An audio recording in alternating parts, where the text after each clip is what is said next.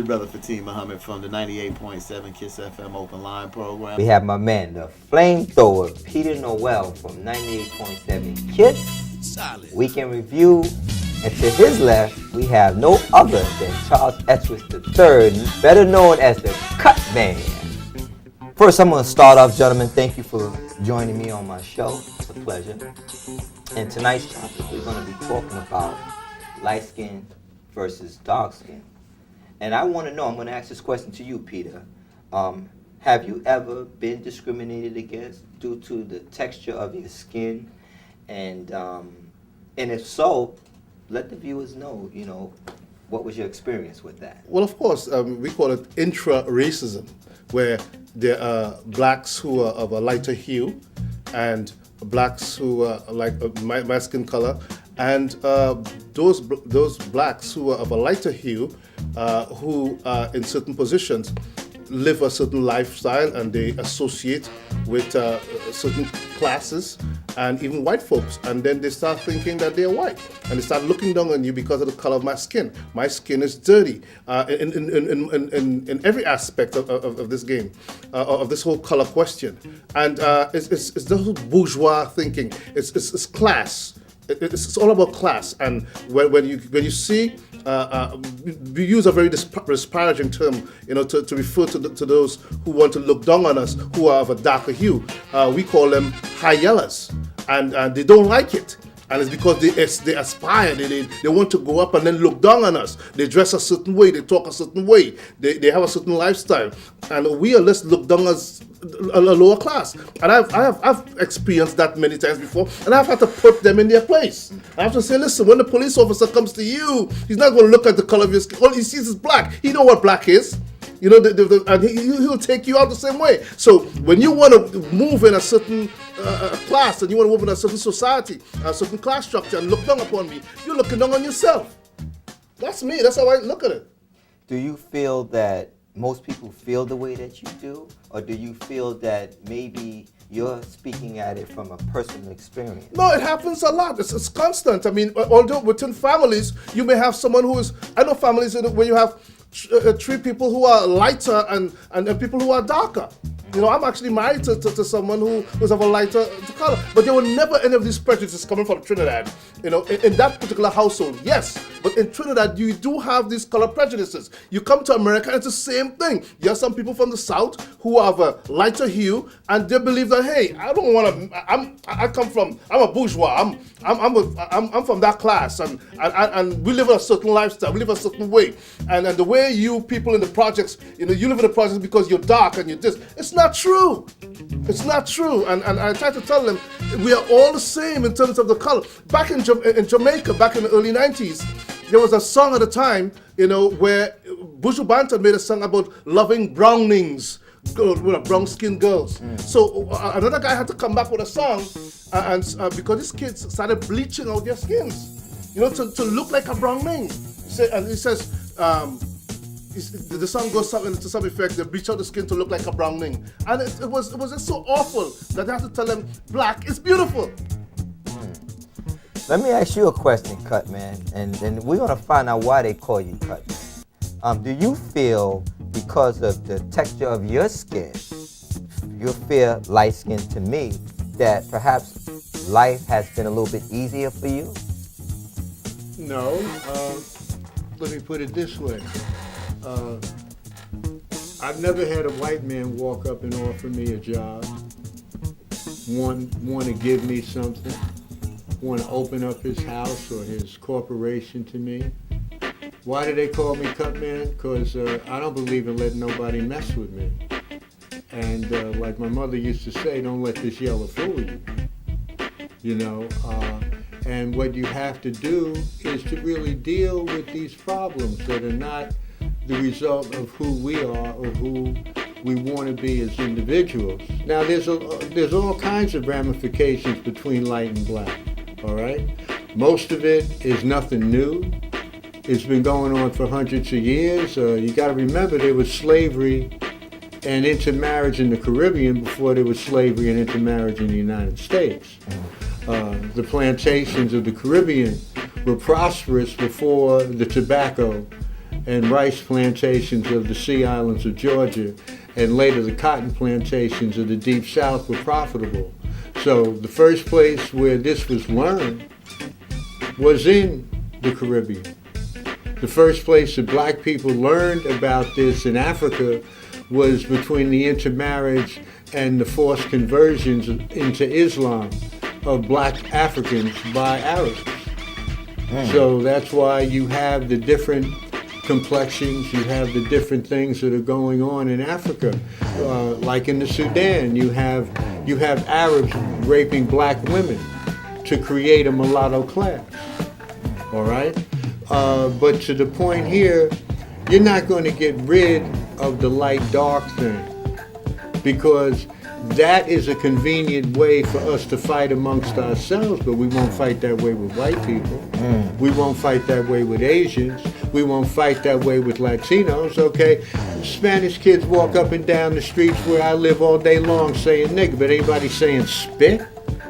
Okay, spick is still a pejorative word, all right? But how come that's a no-no when everybody can feel free to say nigga? Well, I say you kiss my black ass, all right? Because we don't draw the line. We want to deal with things like light and black, good hair, bad hair, okay? But who wants to look around and see how many black men, brown-skinned men with money marry light-skinned women, okay? Hold that thought. Hey, Pops, man, this is fire right now. We got to go into the streets and get some comments from people. Get a drum or something. We'll be right back.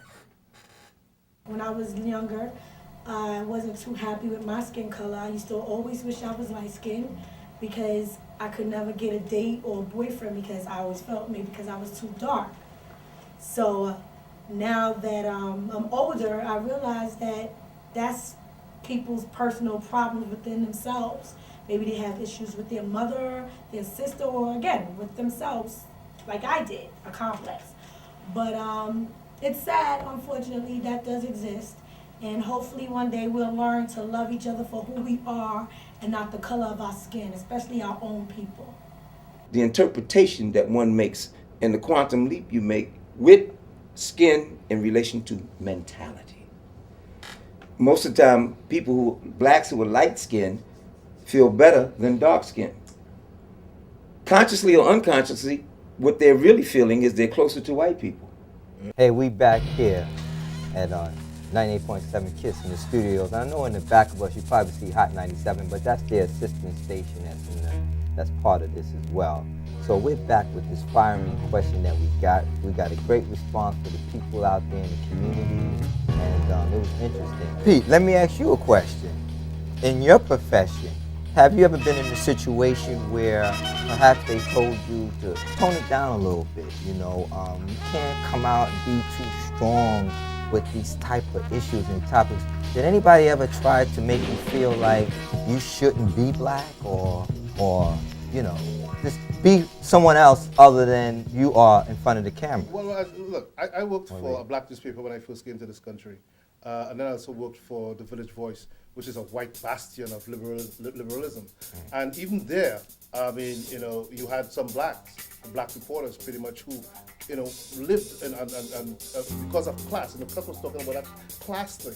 It's about class, but there is, you will find that intra-racism. And indeed, they told me, yes, I was too militant. That's the term that they use to try to tell you, well, look, you went to this black thing because police brutality at the time was so prevalent, you know, and I started covering police brutality issues. I cut my teeth on those issues. And they were beating, and they were kicking, and they were abusing light-skinned blacks, you know, blacks of my color and of a darker hue.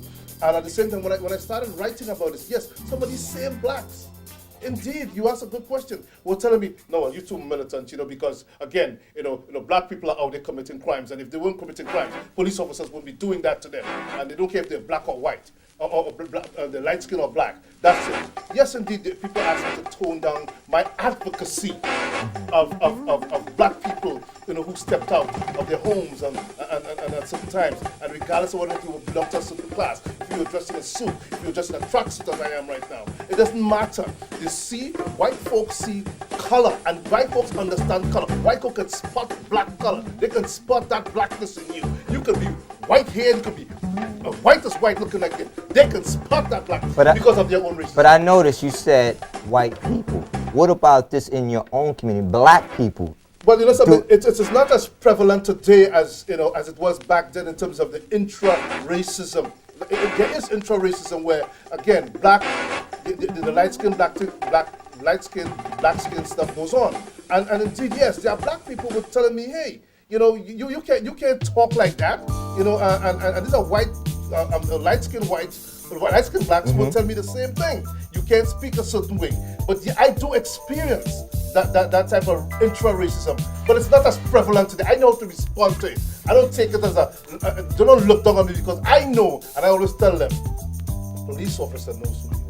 Wow, that's deep. Now let me tell you, we got thousands of people watching this interview, and this is like actually being on Week in Review, but we actually getting a chance to see them on camera, up and close in person.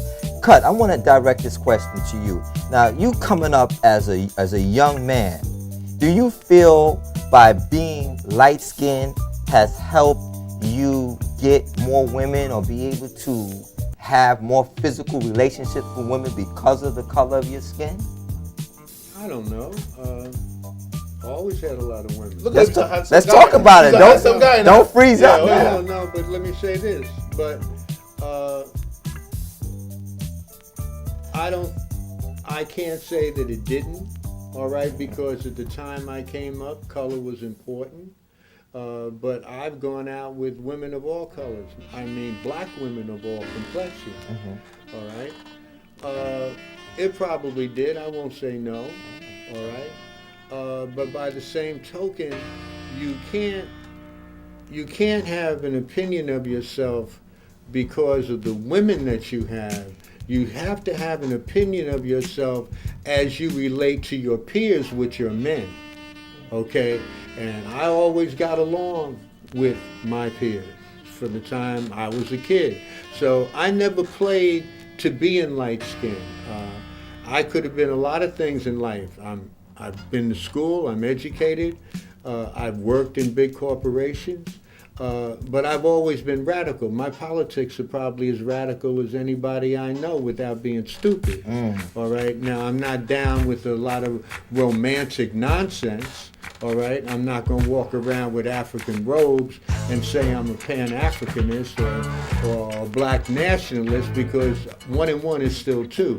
I got to make me some money. I don't have time to play games. We all do look different, and we don't all have, gorgeous African rear ends. Some of us look like monkeys. And, monkeys have that flat rear end and that straight hair. I say that because whenever they say black people look like monkeys, I always laugh. I say because really white people look more like monkeys than we do. If you stand a monkey straight up, he's got a completely flat behind. He does not have a beautiful behind. So we're actually very far from monkeys. It's white people that look more like monkeys than we do. And you find me a monkey with an afro, and I'll tell you that I look like a monkey. Monkeys have pin straight hair. So it is the white people who look more like monkeys. You find me a monkey with thick lips. Monkey got thin lips. And then you tell me that I look like a monkey. I happen to think monkeys are very cute, but I know I don't look like one. When you come outside to the community, you bring in what you've been taught in your house.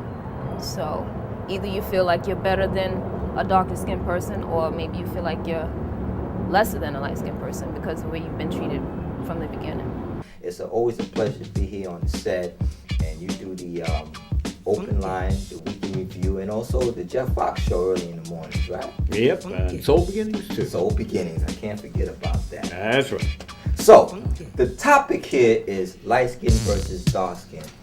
Do you see, is there any difference between light skin and dark skin, and particularly in the black community, and have you ever been discriminated against? Not in the black community, believe it or not, not really.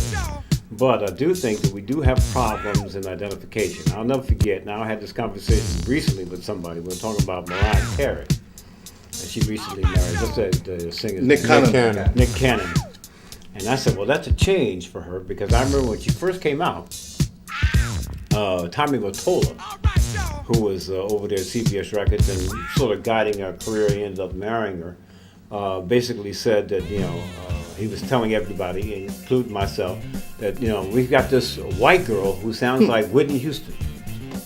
I said, well, we were saying, well, white girl, who is she? Her name is Mariah Carey.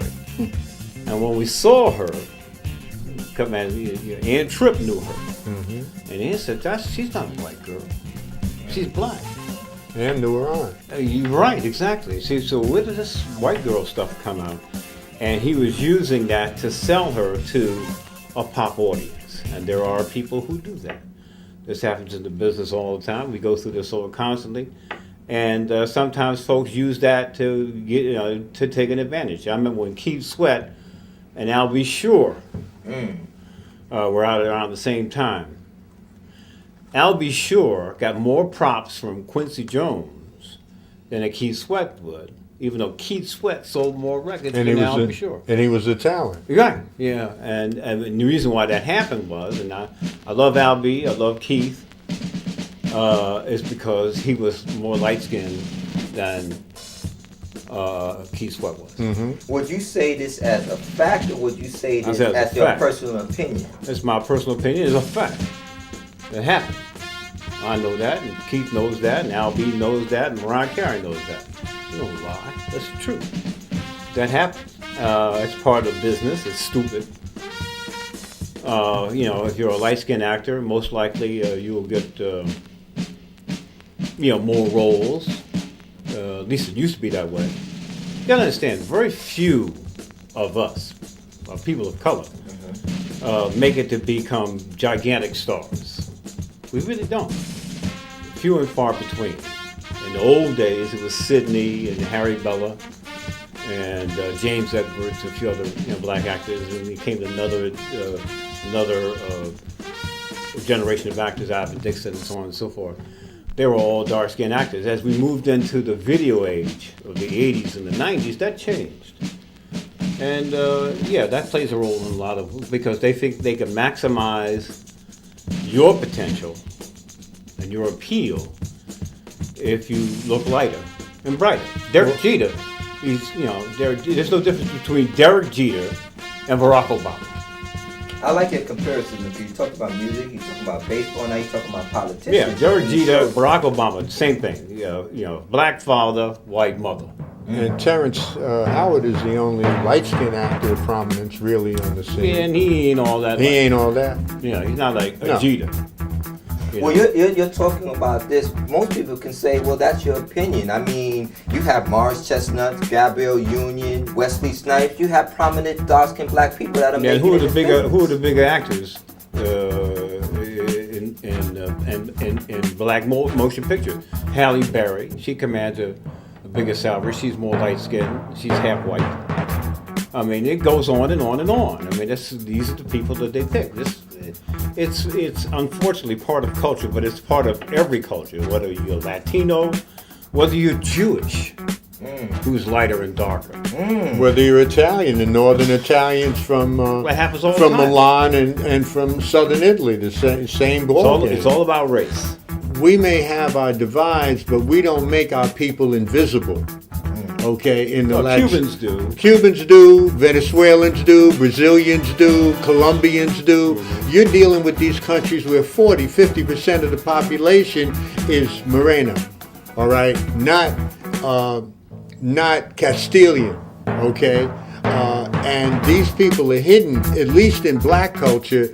It's blacks of all kinds have made a contribution and they're recognized. But the Morena of the Latino culture is the invisible man. The invisible man to his own, not just the invisible man to the European. Now, Puerto Ricans, and I have Puerto Ricans in my family, they say that Puerto Ricans are nothing but, can I say this? I can't say Yeah. Say what you say. I'm quoting him. His name is Pancho. I quoted him. He said, Puerto Ricans are nothing but niggas turned inside out. Yeah, but that's how he describes his own people. Yeah, but in many ways, Puerto Ricans are closer to their African roots than black Americans are. I mean, their music, their culture has a far greater impact of direct African precedent and roots than we do. I mean, young black people today, you could no more get them out there and they could not handle Wawanko or mambo or shango or any of this stuff. They wouldn't know what it is, okay? They would be as spastic in doing that as white people are in doing it too. You know what's interesting that you said? I met this young poet. She's Latino. She's light-skinned, curly hair, speaks with the accent. Born here in America, her parents is from Puerto Rico. When she goes to Puerto Rico, she says she's discriminated against. And that kind of shocked me because I never thought that they would discriminate because they said she's American. And that's class. It's not class, it's color. You go to certain towns, you go to Carolina, you go to Fajardo, you go to Ponce, you go to places like that in Puerto Rico, you may as well be in Ghana. Slade, let me ask you a question.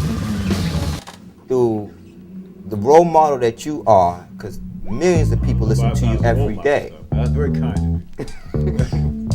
Have you ever been told, you know, be easy, water it down, be careful about what you say, you may fear that you might lose your position or whatever?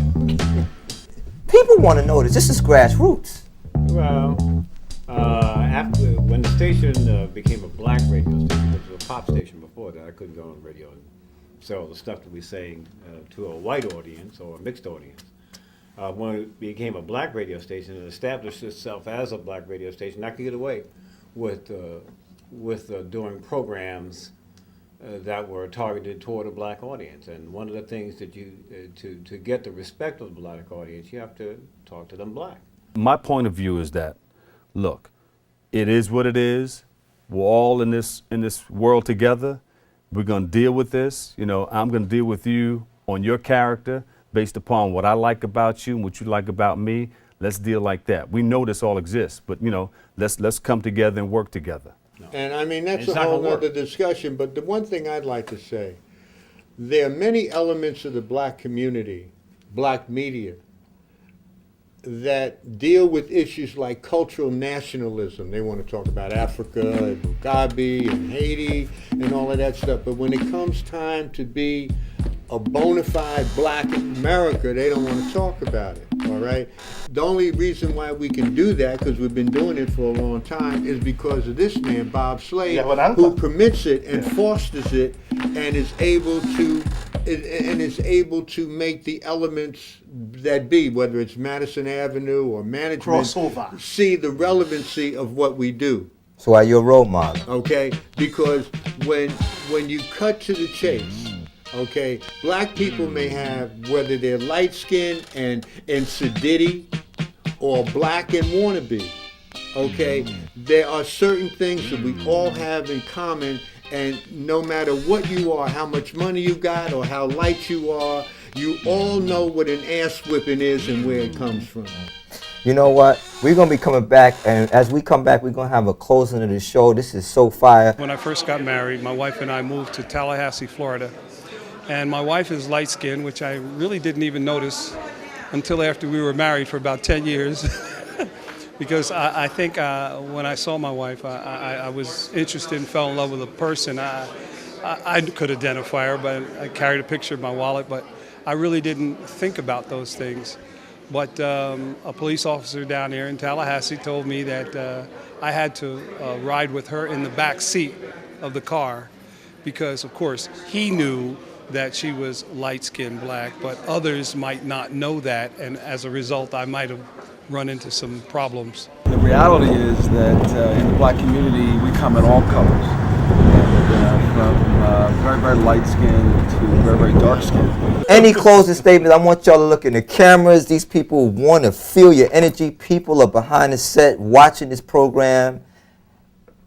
Well, look, on the topic of the whole light skin, black skin thing, the simple thing is like when Michael Griffith was being chased down that parkway back in 1986, nobody stopped to ask him if he was from Trinidad or Harlem or Ghana. You know, white folks saw the color of his skin. That mob saw the color of his skin, which is black. And they beat him and they chased him in front of a car where he was hit. Cedric Sandiford, one of the survivors. It didn't matter he was from Guyana. You know, it is the color of your skin. And then black people, you know, we need to recognize one thing.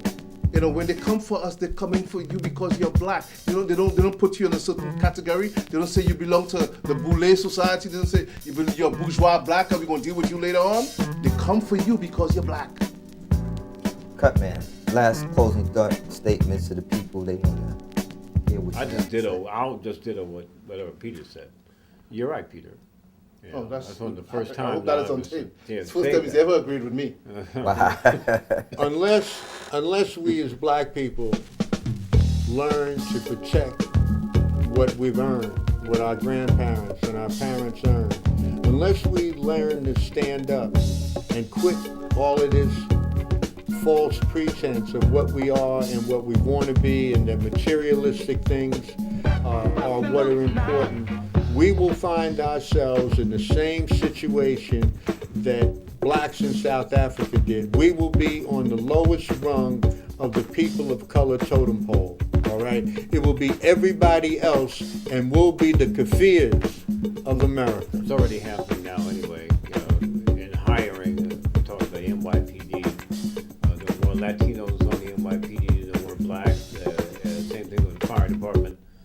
It's Madison Avenue. It's all over. All over the place. So, yeah, housing, it's happening. We know it. We see it all the time. So, we just have to face it, and we have to try to become, instead of workers, more business owners.